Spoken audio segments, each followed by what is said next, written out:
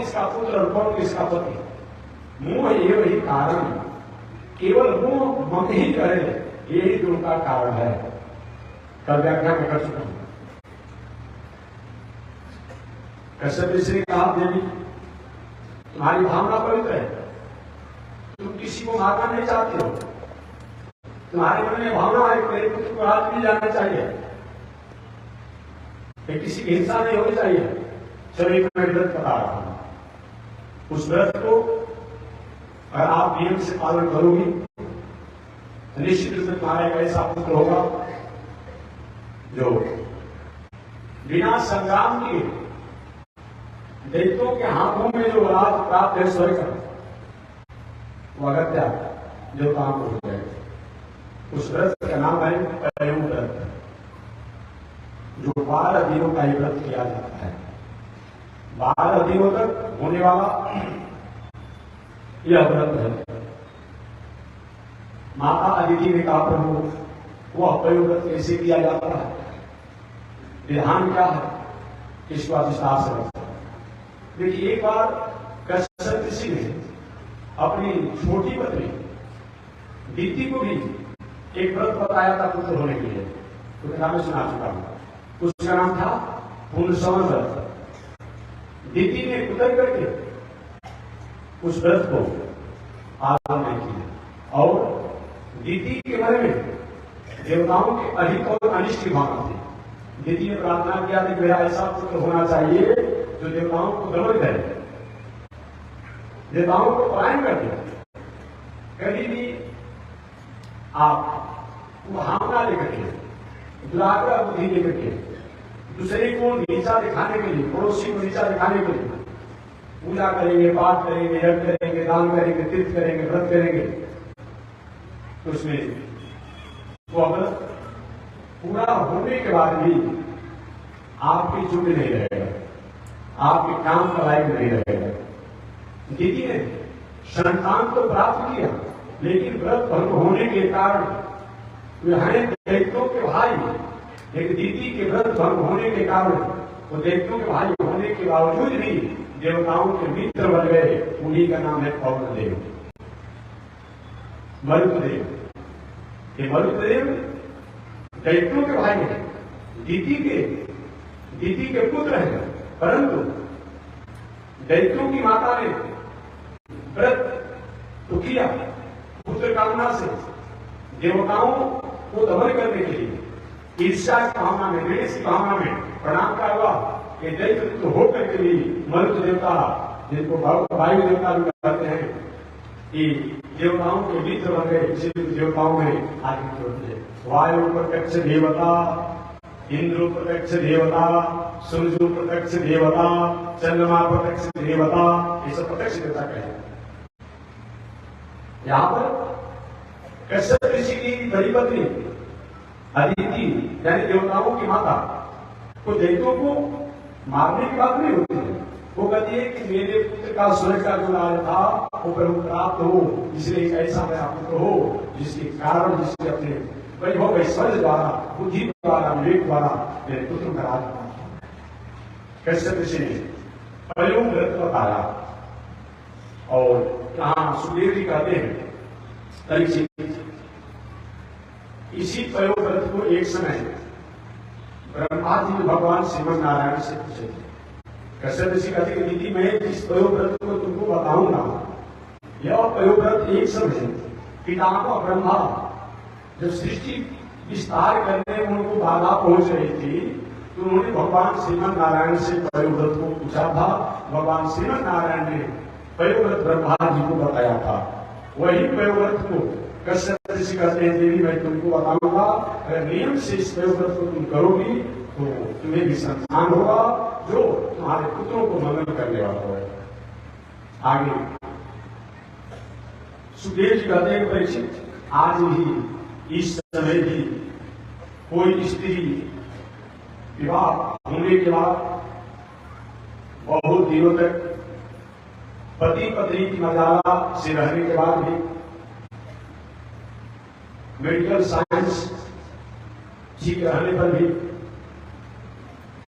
कोई संतान नहीं होता हो, या संतान होकर के गर्भ में गर्भस्राव हो जाता हो, या संतान को जन्म लेने के बाद मृत्यु को प्राप्त कर जाता हो, इसको मृत्युवत्सात रोग कहा जाता है।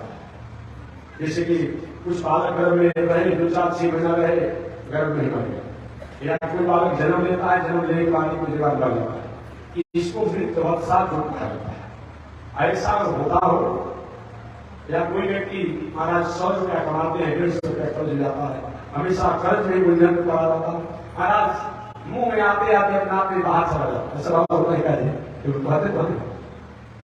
हमारा मन का आहार दूसरा व्यक्ति छिना गया, गिर गया, कहते हैं लोग महाराज सोना छूते हैं पूजा हो जाता है। ऐसा होता है क्या? लोग कहते हैं कि सोना छूते हैं तो पूजा हो जाता है। इसका मतलब कहीं में हाथ डालते हैं, खेती में, व्यापार में, नौकरी में, घाटा ही घाटा, घाटा ही घाटा, घाटा ही घाटा, इसी करने के सुना छूते हैं तो पूजा होता है। ऐसा भी जीवन में मनुष्य के साथ होता हो तो इस व्रत को किया जाए, इस व्रत को स्त्री पुरुष करें, यदि नहीं भी विवाह हुआ हो वो भी करेंगे अपनी कामनाओं को लेकर के, उनकी कामनाएं पूर्ण होती है। और जिनको संतान हमारा स्वस्थ, निर्मल, पवित्र, सदाचारी हो, इस कामना से लेकर के जो व्रत करेगा उसका भी संतान अच्छा होता है। यह प्रयोग माता आदमी कश्यप ऋषि से पूछा, प्रभु ये बताइए प्रयोग कैसे किया जाता है, इसको करने का क्या तरीका है?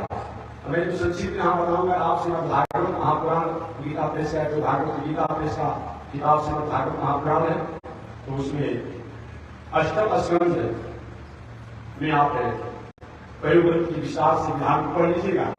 एक मैं संक्षिप्त निवेदन कर रहा हूं। कश्यप ऋषि कहते हैं कि हे देवी, प्रयोग करने वाले स्त्री पुरुष को चाहिए कि फाल्गुन मास के शुक्ल पक्ष में प्रतिपदा से द्वादशी तक यह व्रत करें। फाल्गुन मास के शुक्ल पक्ष कहते हैं, शुक्ल पक्ष की प्रतिपदा प्रथम दिन से द्वादशी तक यह व्रत करें। यह फाल्गुन शुक्ल पक्ष द्वादशी तक इस व्रत करने का नियम बताया गया है। इस बीच में अगर व्रत आप कर रहे हैं, इस बीच में कोई जन्माशौच हो जाए या मरणाशौच हो जाए, हो सकता है कि इस व्रत का आपने प्रारंभ किया और उसी में कहीं घर में लड़का किसी का जन्म ले लिया परिवार का, या कोई मरणाशौच हो जाए, वृद्ध ऐसा कोई व्यक्ति मृत्यु को प्राप्त हो जाए, तो जब तक व्रत करे उस व्रत को भंग नहीं करे। ऐसे भी शास्त्रों का नियम है कि किसी भी अनुष्ठान में आप बैठ गए हो और उस बीच में अगर जन्माशौच, जन्म लेने का, मरणाशौच, मृत्यु का हो जाता है अशौच, तो जब तक व्रत आपका पूरा नहीं होता है तब तक उसका अशौच का दोष नहीं लगता है। कब नहीं लगेगा? जब उससे आप अलग रहेंगे तब। जो इस प्रकार शौच, उससे भोजन अलग रहे, उधर बैठन अलग रखे, तब शमशान को नहीं जाए तब, इत्यादि जो धन कांड इत्यादि में नहीं जाए तब। और जब आपका व्रत समाप्त हो जाए तब उस अशौच को मना लीजिए, हरण करना हो, जो करना हो। ऐसा शास्त्रों का नियम। इस प्रकार जन्माशौच, जन्म का शौच जो होता है केवल मंडप में लगता है, याद रखिएगा।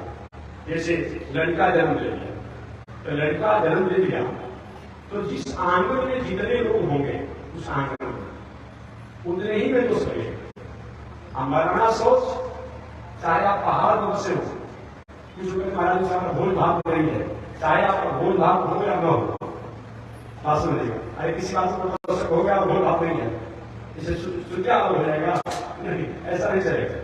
तो चाहे आपका भोज भाग हो या न हो, चाहे पहाड़ पर बसे होगा, विदेश बसे हो, देश बसे हो, जब आपने सुन लिया तो आपको अशौच लग ही जाएगा। अगर आस पास गांव हो तब तो आपको लगेगा।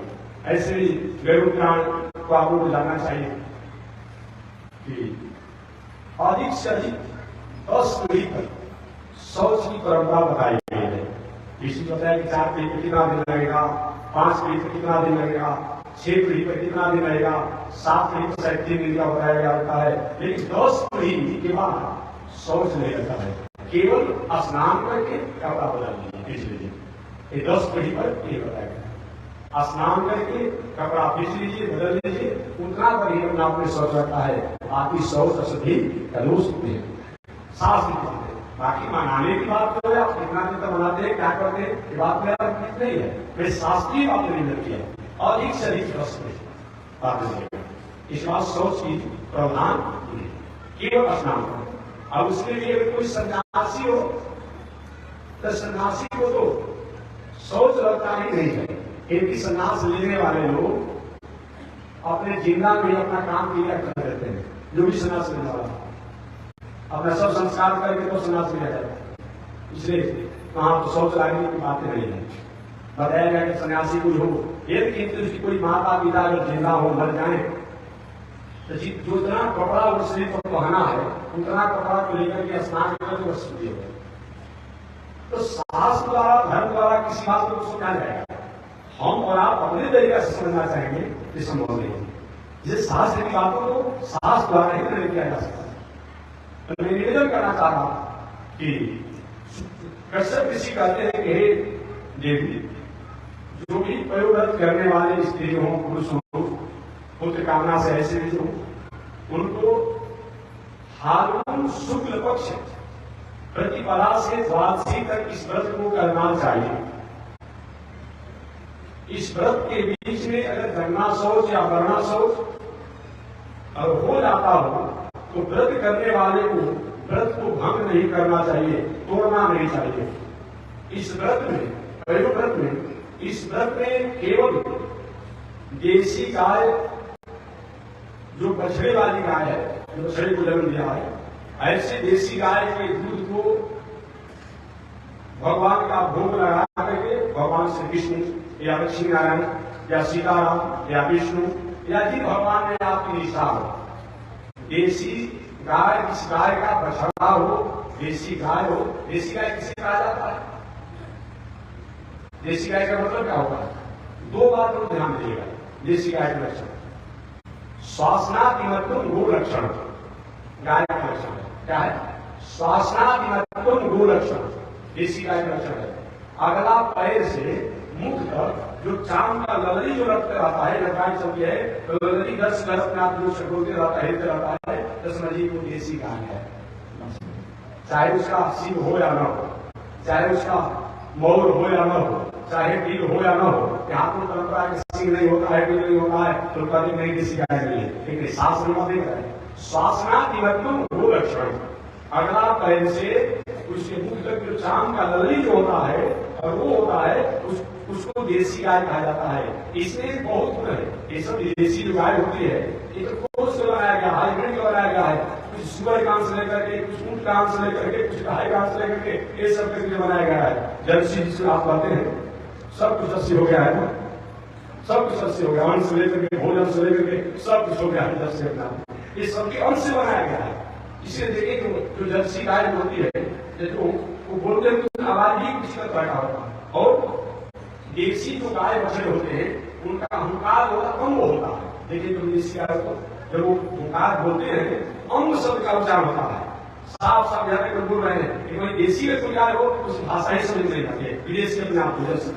ये दो लक्षण कम से कम, एक हुंकार जो है अंग शब्द अपने आप होता है, और अगला पैर से मुख तक जो चाम का ललरी होता है उसी को देसी गाय कहते हैं। ऐसे देसी गाय जिसका बछड़ा हो, वो बछड़े वाले गाय के दूध को लेकर के और भगवान श्री कृष्ण या लक्ष्मी नारायण, सीताराम, विष्णु, जिस भगवान में निष्ठा हो उन भगवान को षोडशोपचार से पूजन करके, षोडशोपचार माने 16 प्रकार से गंध, धूप, दीप इत्यादि जो किया जाता है, षोडशोपचार से पूजन करते हुए तब उस दूध का भोग लगा करके आप पहले भगवान को उस भोग को हल्का सुसम करके भोग लगा करके आप उसको या उसको खीर बना कर, दो बात बताया गया है, या तो खीर बना करके और तब वृद्ध, बालक, विद्वान को थोड़ा प्रसाद दे करके आप उसी को पान करें या केवल दूध पान करें। खीर अगर अनुकूलता नहीं हो उस दूध को पी करके 12 दिन रहे। पहले भगवान का भोग लगाना शास्त्र का नियम यही है। ऐसे भी घर में प्रसाद जो बने वो क्या है, उसमें भगवान का भोग लगा ही देना चाहिए। लेकिन कब, जब रसोई घर हो तब तो रसोई का क्या होता है? रसोई रस कहा जाता है परमात्मा को। परमात्मा का जो भोजन का घर हो तब तो आपको आपने बना दिया है किचन। आप पहले किसी बैठे हुए क्या करेंगे? हाँ बताइए, किचन बनाए आपने, रसोई घर का बना खाने क्या होगा? और किस बताइए जहां भगवान का भोग बनना चाहिए, भोग रहना चाहिए, और उसी कराई को उससे चुगली पर अपने आप में अनेक प्रकार के उपद्रव में व्यंजनों को आप डाल रहे हैं, बढ़ा रहे हैं, वो हमारा घर शमशान से कम है क्या? शमशान ही है होता, रात दिन शमशान ही के समान है। और क्या शुद्ध पवित्र अपने आप है। अरे जवानी में जो खाते पीते थे इधर उधर, जहां तहां इधर उधर कहीं हो जाता, लेकिन और घर में बना रहा है, ऐसा हो रहा है। आपने आप घर में साक्षात प्रेत का वास ही है। भले आप खूब सुंदर घर बना लीजिए, पेंटिंग पेंटिंग कर लीजिए, एक प्रेत घर में बाबा दादा मरते हैं तो जब शमशान ले जाते हैं, अजरना जीवन को मंगाकर उनका लाश उन घर में भूलते हैं, तो प्रेत से कम है? बताइए, प्रेत से कम है। इसलिए ऐसा घर प्रेत हो, हाँ उसको रसोई घर बनाइए, किचन मत बना दीजिए, शुद्ध पवित्र बताएगा भोग बना करके रोज अपने आप में भोग लगाइए। अब क्या मैं यहाँ पे निवेदन करूंगा, जो श्राद्ध वाद होता है पितरों के लिए, पितरों के मरने के बाद जो श्राद्ध होता है, जो भोज भंडारा होता है, उसमें भी अपने आप की याद वस्तु नहीं डालना चाहिए। तो वही क्या होता है, तुलसी पत्र का भोग लगाना चाहिए, तब न पितरों की प्रसन्नता होगी। ये बताइए। चलिए मैं प्रश्न पर आता हूँ, आगे आप लोग क्या करते हो निर्णय आपके पास है। तो मैं निवेदन करना चाहता हूँ, कश्यप ऋषि कहते देवी जो पुत्र की कामना वाले स्त्री हो, उनको चाहिए कि फाल्गुन शुक्ल पक्ष प्रतिपदा प्रथम दिन से द्वादशी तक का प्रयोग व्रत ले। इस प्रयोग व्रत के बीच में अगर जगना शौच या वरना शौच आ जाता हो तो भी उस व्रत को शुरू कर दिया है तो उसको बंद नहीं करना चाहिए। इस व्रत को करते समय भगवान विष्णु, भगवान श्री राम, भगवान श्री कृष्ण, लक्ष्मी नारायण या जिस भगवान में आपकी निष्ठा हो, उन भगवान का 16 प्रकार से पूजन करते हुए उस दूध का भोग लगा करके और तब उस दूध को पान करना चाहिए, सेवन करना चाहिए 12 दिनों तक। जब 12 दिन समय जब बीत जाए तो बीतने के बाद बताया गया है कि समय से उसमें उस अंतिम दिन दूध का खीर बना करके, अंतिम दिन दूध का खीर बना करके छोटे बालक, पतिव्रता नारी, सदाचारी विद्वान ब्राह्मण, संत महात्मा थोड़ा थोड़ा प्रसाद दे करके और उस खीर को सब अपने आप में स्त्री और पुरुष दोनों को सेवन करना चाहिए। उसके बाद समय पाकर शास्त्रीय मर्यादा सब कितने बार मैं निवेदन कर चुका हूं कि शरीर की स्वस्थता देखते हुए और संतान की मर्यादा को स्वीकार करना चाहिए। उस व्रत हो जाने का समय से तुम विद्या दीवारोहेरा रसायावस्था दीक्षता ओ देवासी नमस्तुभ्यम आत्मानं मे प्रणश्यते। शास्त्रों में और निवेदन किया गया है, पूजा करते समय यह प्रार्थना करना चाहिए कि नमस्तुभ्यम भगवते पुरुषाय महीयसे सर्वभूत निवासाय वासुदेवाय साक्षी। हे प्रभु, आप साक्षात पुरुष हैं, आप साक्षात सभी प्राणियों के हृदय में निवास करने वाले हैं, आप साक्षात वासुदेव हैं। मैं आपको प्रणाम करता हूं। इस प्रकार इस व्रत को करते हुए और व्रत को करने के बाद तब समय पाकर के जब व्रत 12 दिन का पूरा हो जाए, अंतिम दिन इस व्रत को करके और उस दूध में खीर बना करके पहले मैंने बताया कि सब कुछ जाने के बाद बचे स्त्री और पुरुष जिनको संतान की कामना हो वो स्वीकार करे और समयानुसार गृहस्थ मर्यादा को स्वीकार करे। शास्त्रीय परिपाटी है, पुराण में लिखा हुआ है, शास्त्रों में लिखा हुआ है, मेडिकल साइंस इस बातों को स्वीकार करता है कि सब दिन पर गृहस्थ मर्यादा को स्वीकार किया जाता है तो लड़का संतान होने की संभावना रहती है। विषम दिनों पर अगर कहीं संतान की कामना होती है तो लड़की होने की संभावना रहती है। अशुद्धि अवस्था से जिस दिन अशुद्धि अवस्था हो रहा हो उससे सब दिन 4, 6, 8, 10, 12, 14, 16 दिन के संबंध से जो संतान की कामना किया जाता है वो लड़का होता है। उसमें चौथा दिन और छठवां दिन छोड़ देना चाहिए। चौथा दिन के संबंध से लड़का तो होगा, लेकिन भाग का कमजोर होगा। जिंदगी भर नीमक रोटी झुकाते झुकाते जीवन बीत जाएगा, इससे आगे का विकास हो ठीक रहेगा। छठवां दिन का लड़का जो भी अल्पायु होता है, गरीब होता है, कमजोर भागी होता है, तो उसको छोड़ देना चाहिए। बाकी 8वां दिन काफी होता है, 10वां दिन, 12वां दिन, 14वां दिन और 16वां दिन वाला बालक होता है, राज वाला होता है, गरीब घर में जन्म लेगा, लेकिन जीवित पहले पड़ेगा। जैसे जैसे बड़ा होगा, माता पिता और सिद्धार्थ सभी लोग अपना खेती व्यापार करते से अपने आप में भाग्यशाली और बड़े पदवान धनवान विभवान हो। 15वां दिन की लड़की जो होती है वो भी राजयोग वाली होती है। जन्म लेगी तब विवाह होगा, तब विवाह के बाद पहले जिस घर में जन्म लेगी उसके माता पिता, जहाँ विवाह होगा उसके सास सरस्वती, ये अपना खेती व्यापार करने से उज्जवल भविष्य वाले होंगे। इस पर विचार करते हुए अशुद्धि अवस्था, जिनका विवाह शादी हो गया हो, संतान की इच्छा हो, तो अशुद्धि अवस्था से जिसकी अशुद्धि अवस्था हो रहा उसको एक दिन गिनना है, उसको छोड़ गए। अशुद्धि अवस्था जिसको हो रहा उसको एक दिन गिनते हुए चौथा दिन, छठवां दिन विषम परिस्थिति हो तो ठीक है, संतान को भी है, लेकिन जो कारण बता दिया गया। बाकी 8वां दिन, 10वां दिन, 12वां दिन, 14वां दिन, 16वां दिन, ये लड़का होता है 99%। 1% तो हमारे बस की बात नहीं है, वो तो भगवान की बस की बात है। और 1% के ईश्वर को बात बताने में बहुत समय नहीं है, ये एक अनुवाद की बात है, तो भी किसी के बारे में बता देता। 99% और 5, 7, 9, 11, 13, 15 इस संबंध से कन्या हो। एक बात और पुनः याद दिला, 11वां दिन और 13वां दिन कभी भूल कर किसी पुरुष स्त्री को वंश विस्तार के लिए संतान की कामना नहीं करनी चाहिए।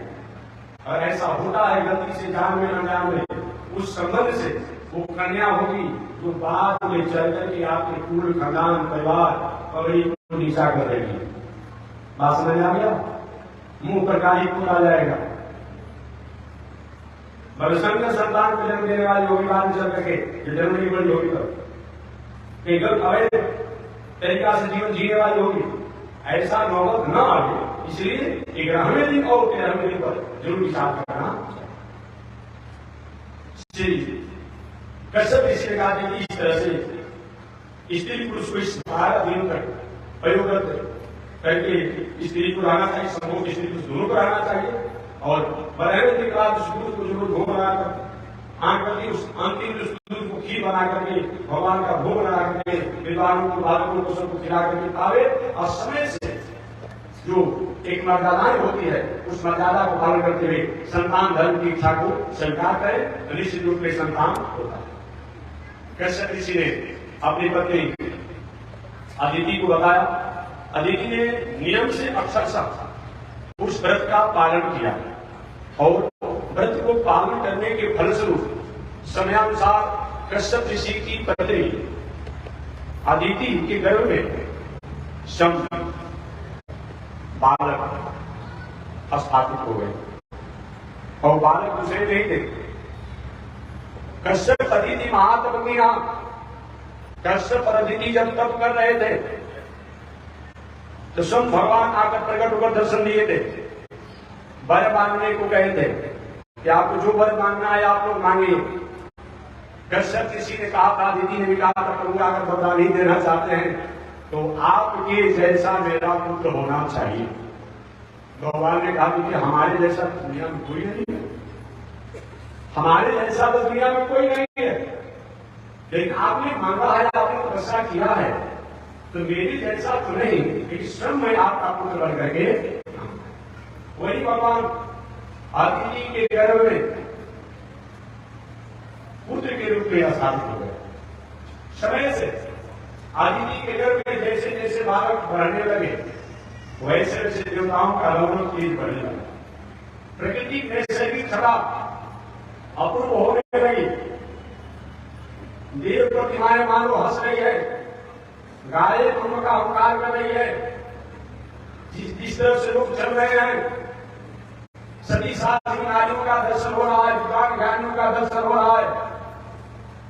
चारों तरफ प्रकृति मंगल ही मंगल है। समय बीतते चला गया, घर में भगवान आ रहे हैं, देवता लोग गर्भस्तुति करने के लिए आए, ब्रह्मा जी भी गर्भस्तुति करने के लिए आए। सब लोग ने सूक्ष्म रूप में गर्भ के बालक को भगवान सुन भगवान अवतार देने वाले हैं, उनकी स्तुति करते हैं और स्तुति करते कहते प्रभु आप हमारे देव हैं, आदि देव हैं, अखंड हैं, अविनाशी हैं, अचिंत हैं, लेकिन भक्तों को उद्धार करने के लिए आप इस संसार में किसी को माता, किसी को पिता, किसी को भाई बना देते हैं। ये तो आपकी कृपा है, ये आपकी कृपा है। इस प्रकार सभी लोग ने स्तुति किया। समय बीता चला गया और संयोग से अभी आने वाला है ना, आने वाला है, भाद्र का महीना आने वाला है।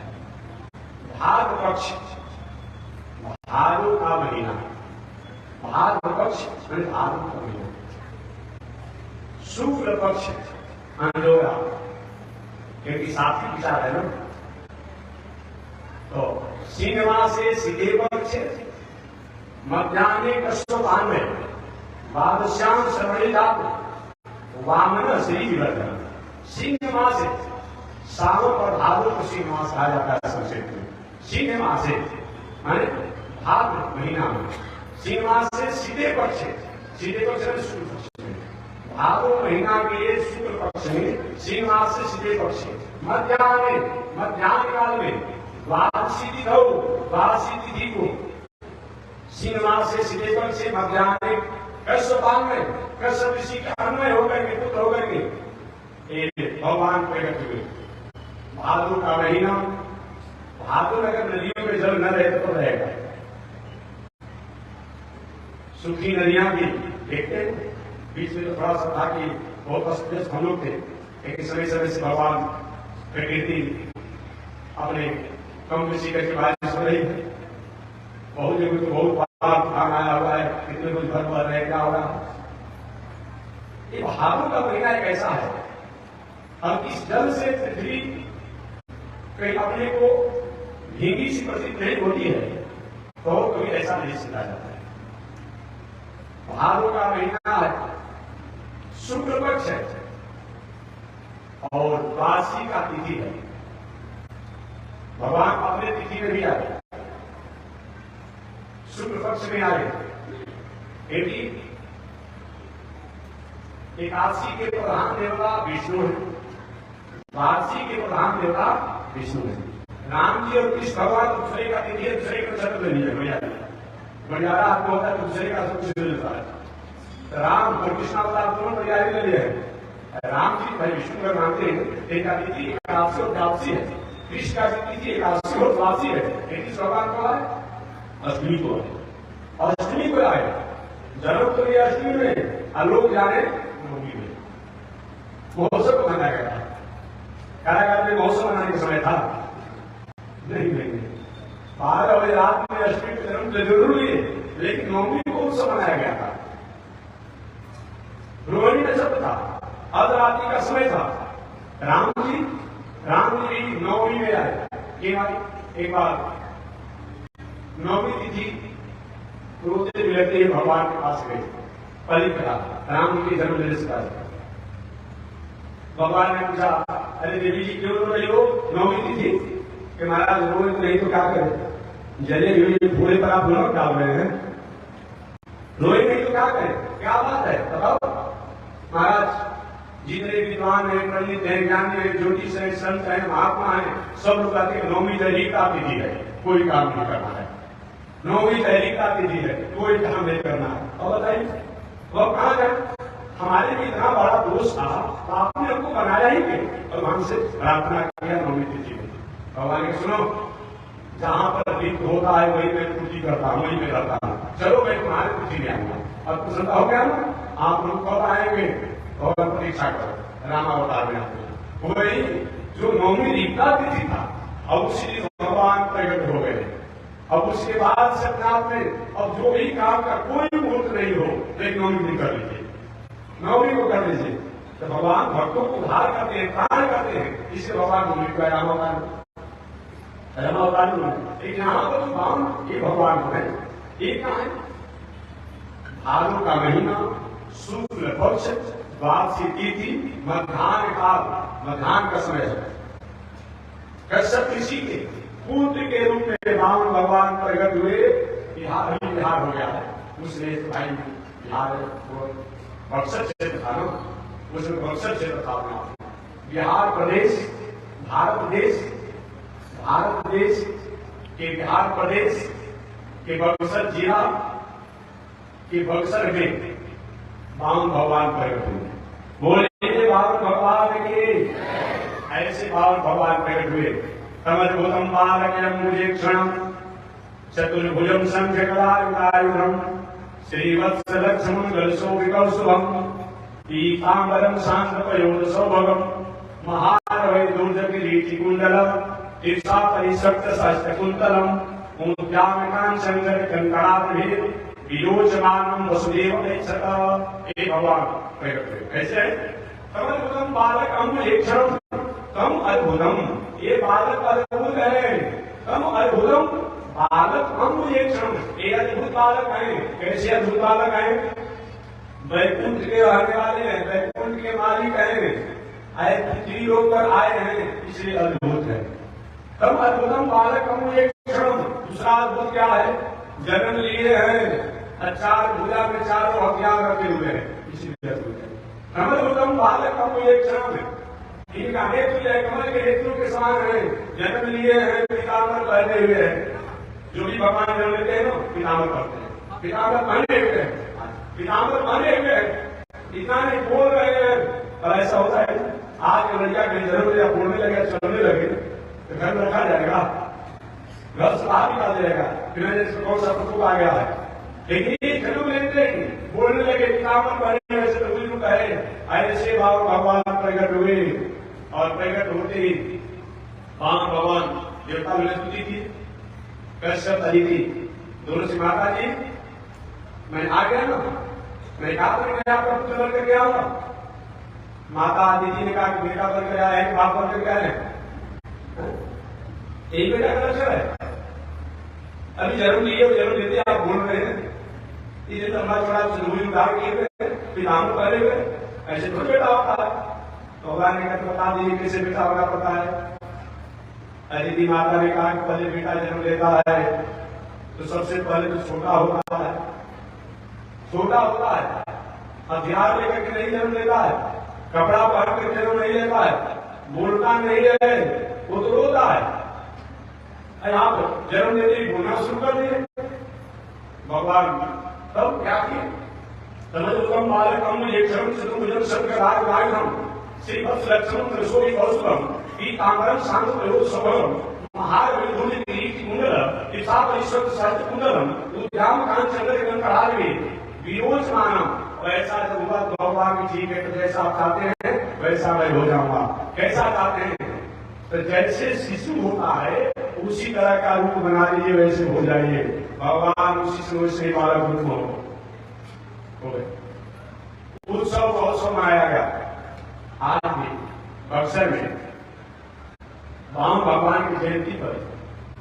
पूरे बिहार वासी, उत्तर प्रदेश से लोग जाते, सूरत से लोग जाते होंगे, गंगा स्नान करते हैं और भगवान का ध्यान चिंतन करते हैं। बक्सर की अपने आप में बक्सर में घूमते हैं, दर्शन करते हैं। आज भी ऐसा करता है। ये बावन वासी मेला भी लगता है, बहुत अपूर्व मेला लगता है। सबसे बड़ी थोड़ी सी अभी उदासी हमारे केंद्र सरकार का भी है, प्रदेश सरकार का भी है। राम जी तो अयोध्या में विराजमान हो गए, कृष्ण भगवान भी ब्रज और मथुरा की शोभा को बढ़ा ही रहे हैं। आप बावन भगवान को न जाने सरकार के शिवराशि की हुई है, उनको भी वहां अच्छी प्रकार से व्यवस्था सरकार को, केंद्र सरकार, प्रदेश सरकार को करनी चाहिए, क्योंकि सतयुग के अवतार के भगवान है, सात्विक अवतार है। ऐसे बावन भगवान को भी अपने आप में जिस प्रकार से सरकार की गरिमा है सरकार की मर्यादा है, उस अनुरूप में सरकार वहां पर थोड़ी सी अपनी ख्याल नहीं रख पा रही है, जो चाहिए उनको वहां अपनी विलासी को हटा करके और राम भगवान को ठीक राम जी और कृष्ण के समान ही उनको स्थान देना ही चाहिए। राम भगवान बक्सर में प्रकट हुए, आज भी मेला लगता है। सभी देवता लोग आशीर्वचन मंगल कामना करने के लिए आए, ब्रह्मा जी से लेकर कोई बाकी नहीं रहा। इसे मैं कहता हूं कि सभी देवताओं की जन्मभूमि बक्सर है। अयोध्या भगवान की जन्मभूमि है, लेकिन बक्सर भगवान की जन्मभूमि, एक भगवान की गुरु स्थली भी है। देवताओं की जन्मभूमि भी है, बृहस्पति जी का, राम जी की गुरु स्थली है, राम भगवान की जन्मस्थली है, देवताओं की जन्मभूमि है, दैत्यों की जन्मभूमि हुई है पास में। और एक बात और भी कहूंगा, भगवान राम को आप रखिएगा, जितने दुनिया में सूर्यवंशी हैं, रघुवंशी हैं, एक स्वार्थवंशी हैं, सबका मूल और प्रथम और प्रधान स्थान कोई है वो बक्सर है। अरे कश्यप ऋषि के पुत्र जब सूर्यदेव है, जो सूर्यवंशी से ही रघुवंशी हुए, स्वार्थवंशी हुए, तो हुआ नहीं हो सकता। इसीलिए सबका अपना स्थान है। ऐसे बक्सर में हमारे वामन भगवान प्रकट हुए, बोलिए वामन भगवान के। वामन भगवान जब प्रकट हुए तो दिन दूना रात चौगुना कुछ ही समय में होनहार निर्वाण के होते चिकने जन्म संस्कार का समय आया। अष्टवर्षम ब्राह्मण पुत्र एकादशी राजनक बाल से जन्म संस्कार है क्या? जन्म संस्कार क्या है? क्या धागा दुकान पर सुना है?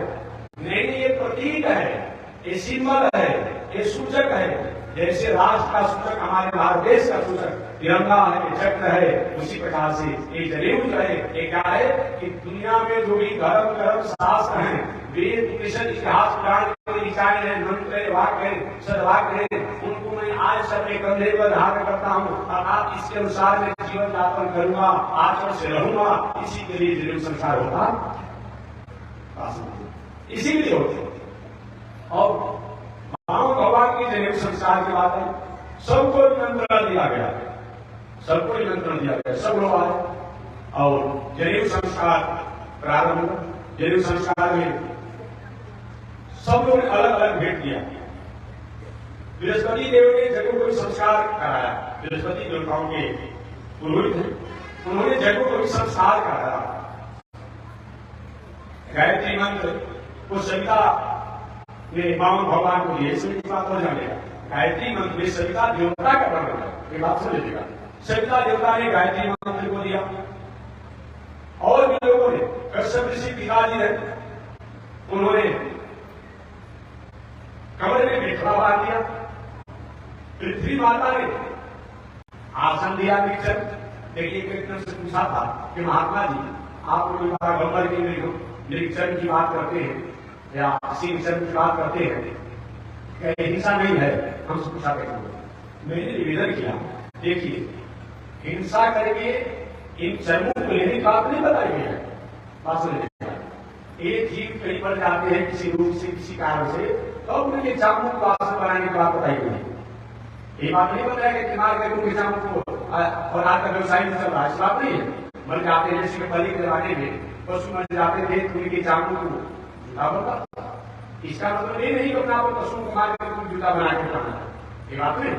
तो मैं निवेदन करना चाह रहा था, ऐसी छोटी छोटी बातों को प्रश्न करने से पहले आप समझिए कि कोई भी हमारे भारतीय दर्शन में हिंसा करके कोई धर्म करने की बात नहीं बताएगी, उसको समझना पड़ेगा। हमारा उद्देश्य तो हमारे पृथ्वी माता ने निरीक्षण किया आसन के लिए, चंद्रमा ने ब्रह्मदंड दिया, कौन भगवान को ब्रह्मदंड दिया, और माता अदिति ने समुद्र की पाया दिया, विकायु आकाश के अभिमानी देवता ने तो सती छत्र दिया, धनाध्यक्ष कुबेर ने दीक्षा के पात्र दे दिया, और पार्वती जी भी वहां पहुंची थी, भगवान शंकर जी भी गए थे।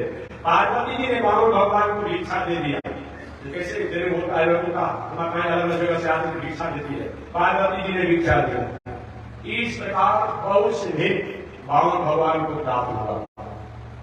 आज भी परंपरा है 3 बार भिक्षा मांगने की, एक भिक्षा पुरोहित जी की, एक भिक्षा गुरु जी की, एक भिक्षा शायद माता लेती है ना, माता जी को होता है जिससे समय नहीं पड़ा।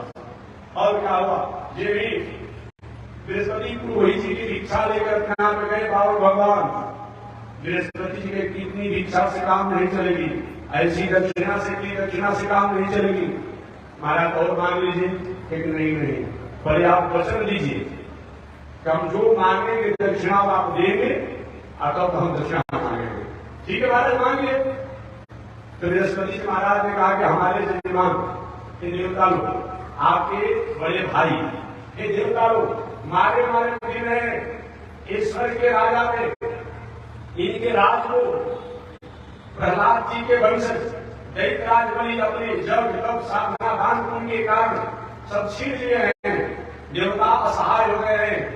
मैं झगड़ा करने की बात नहीं करता हूँ, विवाद करने की बात नहीं करता हूँ, लेकिन जब देवताओं का राज है, देवताओं का अधिकार है, देवताओं की संपत्ति है, तो देवताओं को होना चाहिए। महाराज वही भिक्षा में आप दैत्यराज बलि से 3 पग भूमि पर मांगिएगा और 3 पग भूमि के माध्यम से कई लोग को नाप लीजिएगा, यही भिक्षा दीजिए। ठीक है गुरु जी। वही बृहस्पति जी की आज्ञा पाकर के और राम भगवान पैर में खाम है, छतरी लिए हुए है, ऊपर से कमंडल भी है, दीक्षा पात्र भी है, दंड भी है, आसन भी है, बटुआ के समान सुंदर गोला मुंह है, छोटे छोटे पांव है, छोटे छोटे हाथ है और जा रहे हैं। यहाँ तो भागवत में लिखा हुआ है नवरात्र नहीं के चक्कर किसी कल में भी होगा, लेकिन नहीं, रिगु क्षेत्र बलिया में जब करे अंतिम वही पर भगवान पहुंच गए। दीक्षा दे भगवान को देखते दैत्यराज बलि ने अपने आचार्य शुक्राचार्य से पूछी, मालूम पड़ रहा है कि सर्वस्व दुनिया का तेज कहीं कोई स्वरूप बनाकर आ रहा है क्या? ऐसा बात तो मैंने देखा ही नहीं था। और उसी समय भगवान रक्षाला में चले गए। जो भी जग करने वाले विद्वान थे सब लोग की आहुति अपने आप रुक गई, सब लोग भगवान की तरफ चली गई। दैत्यराज बलि ने अपनी पत्नी निजावली ने स्वागत किया, स्वागतम महाराज, स्वागतम स्वागतम, आपका स्वागत है, स्वागत है। आगे दैत्यराज बलि महाराज कैसे आगमन हुआ, कहां से आगमन हुआ? पावन भगवान ने कहा हम ब्रह्मचारी है, रमता जोगी पापा अपने आप को फिरते रहते हैं, भिक्षुक है। महाराज आज्ञा हो हमारे लिए क्या लेना देना है, किसके लिए लेना देना है? मांगे तो किसके लिए मांगे, रखे तो कहां रखे, कोई ठिकाना भी है, किसके लिए मांग रहा है? एक राज में महाराज चिंता मत करे, मैं अपने पुरोहित लोग से ब्राह्मण की कन्याओं से विवाह करा दूंगा, बाल बच्चे हो जाएंगे, एक तो कस्बा दे दूंगा, गिरा दे दूंगा, मारना नहीं मांगना है। लेकिन नहीं, हमारी इच्छा नहीं विवाह करेंगे, क्यों नहीं इच्छा विवाह करेंगे, नहीं विवाह नहीं करना चाहते, तो क्या चाहते हैं? हमने हमारी बात आगर किया तो हम कहीं पूजा पाठ करने के लिए बैठते हैं, खेत का जमीन कमारी करते, हमारा खेत खाली गुजरना होना और हमारे स्थान बुरा हो जाती है। तो मैं चाहता हूं कि हमको भूमि चाहिए, आप बहुत नहीं चाहिए, मात्र 3 पग भूमि चाहिए। 3 पग में क्या करेंगे? महाराज एक पग में अपना आसन लगाएंगे, बैठेंगे, एक पग में अपना पूजा के पात्र रखेंगे, एक पग अपना भवन इत्यादि पूजा की सामग्री को ढूंढ करेगा, और क्या चाहिए? दैत्यराज ने कहे ब्रह्मचारी जी, जब 3 पग ही भूमि लेना था हमारे पास नहीं कर सकते, हमारा मुंशी नजर कर्मचारी ही देता था, नहीं देना लेना है तो दीजिए, नहीं देना तो चला अपना काम। शुक्राचार्य ऐसा सवाल करने वाला नाम आ गया, ध्यान रखिए। शुक्राचार्य ने जो सखाव विष्णु है, देवताओं के छोटे भाई बनकर जन्म लिए हुए, ये सब लेने के लिए आए हुए, महाराज सखाव विष्णु है, सब कुछ धन संपत्ति सोना चांदी दे दीजिएगा, लेकिन भूमि मत दीजिएगा, तो बहुत बड़ा घटना घट जाएगी। ये बात तो दैत्यराज बलि जब सुनागा गुरु जी, हम वचन के ऊपर सोचकर क्या होगा? हमने कहा जो मांगी समझ दूंगा, अब मैं बात सुनकर जाऊंगा। शुक्राचार्य ने कहा जयमान सुनो, कहां कहां पर झूठ बोलने का दोष नहीं लगता है, झूठ मत बोलिएगा, हम कथा सुनाते हैं, कहां कहां पर दोष नहीं लगता है, ये शुक्राचार्य ने कहा। शुक्राचार्य ने कहा कि अगर कोई स्त्री सुनर विवाहे विद्यते प्राण संकटे गो ब्राह्मण आते हिंसाया नानित स्याजुषुप्सितम्। परिवार समाज की भलाई करने हेतु अगर थोड़ी सी हमको 19-20 ऊंच नीच बोल देने से घर परिवार समाज की रक्षा हो जा रही हो तो थोड़ा सा एक बार हमेशा नहीं 19-20 बोल लीजिएगा। उसके बाद स्त्रियों से हास करने में कहीं पत्नी नाराज हो गई, परिवार में आपसे थोड़ी सी ध्यान नहीं ऐसा होता है, थोड़ी सी अपने विशेष आवेश हो तो उसके साथ ऐसा आगे पीछे ऊंच नीच बोल करके उसको प्रसन्न कर दें। स्त्री शुरू नर विवाहे आगे कन्याओं के विवाह में अगर परिस्थिति आती हो, झंझट आता हो तो थोड़ा सा 19-20 बोल देने से विवाह हो जाता हो तो दोष नहीं रहेगा। झूठ बात सुन लीजिए। वो ब्राह्मण थे, गाय ब्राह्मण विद्वान ज्ञानी देश राष्ट्र समाज प्राणियों की रक्षा करने में अगर कोई थोड़ी सी नजर होती हो या जीविका को चलाने हेतु धन संग्रह करने हेतु संपत्ति को पूरा नहीं बताने के समय अगर थोड़ी सी इधर उधर झूठ बोला जाए तो वहां पर दोष नहीं लगता है। लेकिन एक बार हमेशा झूठ का अपना सर्टिफिकेट मत ले लीजिए। स्त्री से उन्हें विवाहित शुक्राचार्य में जहां पे सब सुधार रहा हो वहां डॉक्टर में ऊपर जाना कोई दोष बात नहीं है, लेकिन नहीं देता है। पूरी सारी दुनिया की जो देने वाला वो आज हमारे सामने आया है लेने के लिए, और ऐसा मौका में छोड़ना क्या अच्छा लगेगा? क्या कहेंगे? सारा दुनिया को जो देता है दाता एक राम जी भिखारी सारी दुनिया, और वो दाता आज भिखारी बन करके हमारे पास आया है। अब अगर हम अपने आप सुन दे ये क्या मतलब होता है? शुरू हो तो देखते अज्ञानी बन हो जाओ साफ होता श्री ठीक हो जाओ एक पूरी साफ सरकार है, लेकिन इस अवसर को चुकना है। शुक्राचार्य ने साथ दिया जाओ राजलक्ष्मी चली जाएगी, मेरा क्या कर रहा है? अपमान कर रहा है।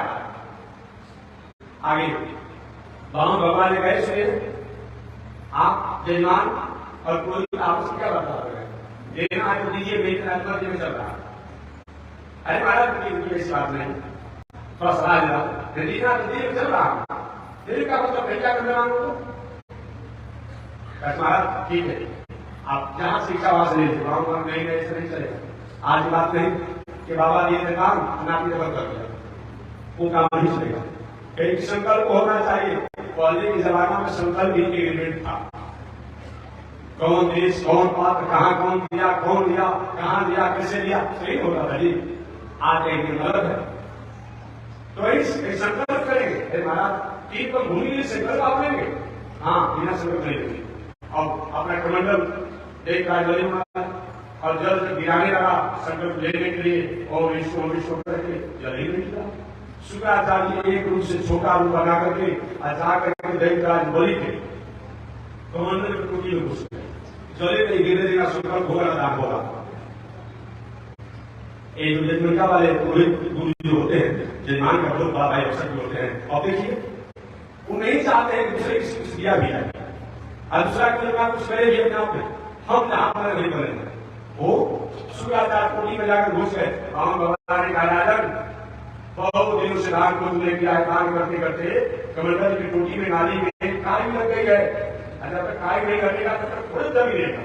तो एक कुशा दिए थे, कुशा कहते साफ नहीं, वही कहा कि कुशा को जरूर टोटी लगा कर एक राज बने साफ किया कि शुक्राचार्य जी का एक आंख गायब हो टूट गया। इसलिए आज भी शुक्राचार्य एक ही आंख वाले ये जानिएगा, आज एक ही आंख वाले हैं, समझ लीजिएगा। और मेरे ये दोनों आपस में ले रहा है, मेरा हम कहेंगे शुक्राचार्य जी का हमको क्या मतलब है? अब संकल्प करके तीन पर भूमि को भगवान ने संकल्प करा दिया, कहां से नाप लें और तीन पर भूमि आप तो हमसे पूछोगे, सारा दुनिया हमारा ही और हमसे पूछोगे तो बोलोगे जहां से मंदिर कहां से। दंडी कवि ने कहा बावन भगवान प्रथम को जब नापने लगे तो नापते नापते ब्रह्म नाप पृथ्वी से लेकर तो लोग एक एक पकड़ आती है। उसे ब्रह्मा जी ने भगवान के चरणों को धोखे का मंडल रखा, जो बाद वही स्वरूप में चलाया, वही स्वरूप से शंकर जी की जटा पर आई, वही शंकर जटा से ये हरिद्वार में आई, जो वही गंगा जी के नाम से जानी जाती है। क्या हमें बता चुका होगा। दूसरा पद पृथ्वी से रसातल नाप के 2 ही पद में पूरा नापा गया। एक पद भूमि बाकी रह गया। बावन भगवान ने देखी भाई 3 पर भूमि आपने संकल्प किया था और 2 पर भूमि पूरा हुआ, 1 पर भूमि दान दीजिए। अन्यथा जो कह करके दान अब पूरा नहीं करता है वो व्यक्ति नरक में जाता है। सदत्तांबा परदत्तांबा ब्रह्म रीति है कैसी भाई सहस्त्राणी विष्टा याम जाए के अपना दिया हुआ हो या दूसरे का दिया हुआ हो, जो दान दे करके और वस्तु को हड़प लेता है अपने पास रख लेता है, वो मर करके नरक में जाता है 60,000 वर्षों तक। 60,000 वर्षों तक नरक में जाता है। अपने खाना का तीन ही बनता है। आप 3 पर भूमि का था, 2 पर पूरा हुआ है। कोशिश रहे भगवान ने एक स्वरूप से अपने गुरु जी को आज्ञा दी और जयराज बलि को नाग पास में बांध दिया। मांगो इसको आगे ना 3 पर भूमि का सारे संग्राम करने के लिए तैयार हुए। जयराज ने मित्रों अभी मेरा काम नहीं है, तुम उठाओ कर लो प्रशासन में संग्राम करने से पूछा नहीं, मारे जाओगे पूछा नहीं है, जाओ सब लोग जयराज बलि को भूमि दान देने के बाद भी भगवान के सामने हाथ भगवान कर सहयोग से जयराज बलि की पत्नी आ गई विंध्यावली। विंध्यावली का स्वामी जी काशी को सुनाना चाहते हैं। ऐसे ही बताइए आप बार बार अपने पति को डरवा रहे हैं कि जो देख करके दान पढ़ करके और उतना पूरा नहीं करता है वो व्यक्ति मर करके अधोगति को प्राप्त करता है। एक क्या दान देने वाले को नहीं होता है, दान लेने वाले मिला तो है। हमारे पति तो दैव है, ये जानते थे का ब्रह्मचारी बन करके आए, कर्मचारी उन्होंने 3 पर भूमि को दिया। लेकिन आप तो जानते थे कि जब मैं नापने लगूंगा तो विस्तार बनाऊंगा और नापने पर 2 पर भूमि होगा, तो 1 पर भूमि आपने मांगा क्यों? जब आप जानते थे कि 2 पर हमारे नाप से भूमि होगा तो आपने 3 पर मांगा क्यों? तो जो व्यक्ति किसी की औकात को जान करके उसे अधिक मांगता है उसकी कौन सी गति होती है? भगवान तो चुप लगा गए। और क्या हो रही है? चुप लगा गए, फिर हमारा जवाब देना पड़ेगा। एक सुनो तुम्हारी बात को कैसे करता हूं अंत में जयराज बोलने का हाथ छोड़े, मेरी पत्नी बात छोड़े, आप एक भूमि चाहिए ना, ये बताइए भूमि बड़ा होता है, भूमि के बाद मालिक बड़ा होता है। भगवान की भूमि का मालिक बड़ा होता है। तो जयराज बोलने का अभी भूमि पे आपने नापा है, ये भूमि का मालिक नहीं हूं, ये शरीर की पंचतत्व से बना हुआ है, इसमें पृथ्वी का तत्व है, तो हमारे शरीर को नाप करके प्रतिष्ठा को पूरा करेंगे। लेकिन शर्त है जैसा रूप बना करके आप आए थे उसी रूप से नापिए। वही छोटे रूप बना करके भगवान तीसरा पवित्र है, जयराज बलि के सिर से लेकर गर्दन तक नापने में कुछ मिलता होगा। ऐसा कोई भाग्यशाली होगा? नापिए, नापने के बाद तब जयराज बलि की पत्नी का महाराज मेरे को शुभ जवाब आपने नहीं दिया। भगवान ने कहा देखो मैं देवताओं को वचन दिया था, बृहस्पति जी को मैंने वचन दिया था, अपनी माता अदिति को मैंने वचन दिया था, क्यों नहीं? देवताओं के आज जयराज बलि शरीर में लौटा दूंगा, तभी मैं स्वर्ग का राजा देवताओं को बना रहा हूं।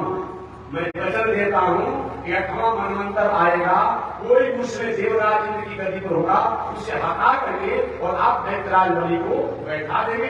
अभी आप रसातल लोक में जाकर के अपना निजी रूप जो है वहीं पर आप निवास करेंगे। वही जयराज बलि रसातल लोक में जाकर के आज के कभी है जब 8वां मनवंतर आएगा जयराज बलि को वहां का राजा बना दिया जाएगा और पहले का देवराज हो गए वहां से हटा दिया जाएगा। 17वां मनवंतर चल रहा है। जिन जानने का प्रभु की बात ठीक है, ठीक मेरे वचनों का क्या होगा?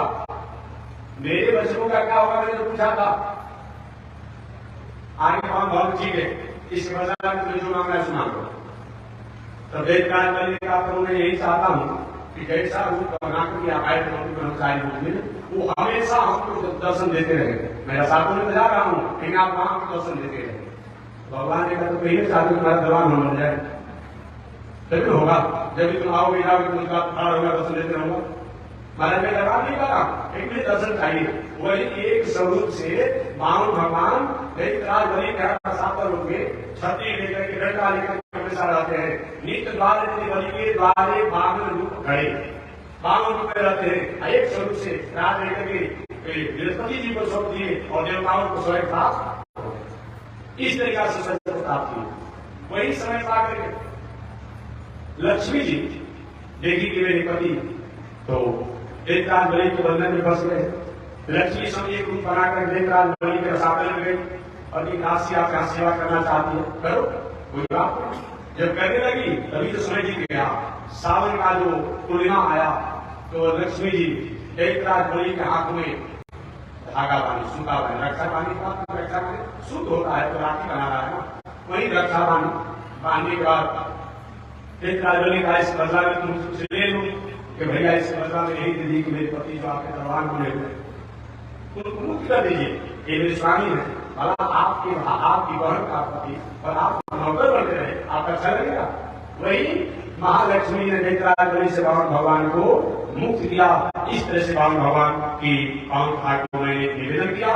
श्री सुखदेव जी ने कहा परीक्षित, वही बामन भगवान की माता अदिति ने पयोव्रत को करके और बामन भगवान को स्वीकार किया। बोलिए बामन भगवान की। आगे हमारे सुखदेव जी महाराज बस एक मिनट आगे सुखदेव जी महाराज ने राजा परीक्षित को मत्स्यावतार की कथा सुनाई और मत्स्यावतार की कथा सुनाते हुए कहा कि परीक्षित, भगवान केवल दैत्यों पर कृपा नहीं करते, पशुओं पर कृपा नहीं करते, पंछियों पर कृपा नहीं करते, बल्कि मत्स्यावतार मत्स्य योनि जो होता है उस पर ही भगवान ने कृपा किया। महाराज ये कैसे हुआ? तो इन सत्य वैवस्वत मनु जो सूर्य के बड़े पुत्र हैं, उनके मन में एक बार इच्छा हो गई महाप्रलय को देखने के लिए। महाप्रलय आया नहीं था, लेकिन महाप्रलय को देखने की इच्छा हुआ। भगवान ने कहा ठीक है, हम समय में अपने आप में एक बहुत बड़ा आदि तूफान आएगी और उस सारा दुनिया जलमग्न हो जाएगा। उस नौका पर रहना और मेरे सिंह जो होकर पर जो उसी में जो नौका को पार करके और महाप्रलय की घटना को देखना, वही मत्स्यावतार परमात्मा मेरे सत्य सार देव वैवस्वत मनु जो सूर्य के बड़े पुत्र हैं उनको महाप्रलय का दर्शन कराया और मत्स्यावतार के स्वरूप का अपने आप विशेषता बताई। इस प्रकार से मत्स्यावतार की कथा को जो व्यक्ति सुनता है इस संसार में परम आनंद को प्राप्त करता है, भगवान की कृपा का अधिकारी होता है। बस इसी के साथ श्रीमद् भागवत महापुराण की अष्टम स्कंद की कथा समाप्त होती है। कल से हम लोग श्रीमद् भागवत महापुराण की 9 स्कंद की कथा में प्रारंभ करेंगे। तो बोलिए भागवत भगवान की।